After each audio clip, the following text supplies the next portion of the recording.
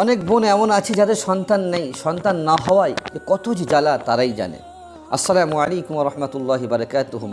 প্রিয় দিনী ভাই ও বোনেরা, আজ আমি এমন একটি দোয়া বলবো যে দোয়া ওসিলা করে আল্লাহ সুবহানাহু ওয়া তাআলা চাইলে আপনার নেক্সট সন্তানই দান করতে পারে। আসুন আমরা সেই বিষয়ে কথা বলি।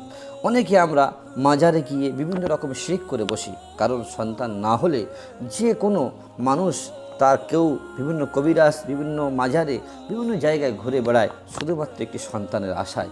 কারণ সে জানে যদি সন্তান না হয় এই পৃথিবীতে আমার বলে আর কিছু নেই। কি হবে আমার এই সম্পত্তি, কি হবে আমার এই জায়গা, কি হবে আমার এই ব্যাংক ব্যালেন্স।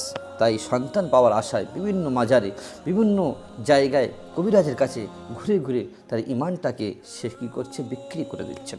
আসুন আমি আজ আপনাদেরকে এমন একটি আমলের কথা বলবো যে আমলটি বুজুর্গানের দিন আল্লাহওয়ালারা করে তারা ফায়দা পেয়েছেন। আশা করি আপনারা করলে অবশ্যই ফায়দা পাবেন। সেটি হলো কোরআনের আয়াত 25 পারায় সূরাতুস শুআরা কালামুল্লাহ শরীফের এই আয়াতটি যদি আপনি 133 বার পড়ে প্রত্যেকদিন ফজরের পরে পানিতে ফুঁক দিয়ে স্বামী স্ত্রী পানি পান করেন, তাহলে ইনশাআল্লাহ আপনার সন্তান আল্লাহ সুবহানাহু ওয়া তাআলা দান করবেন।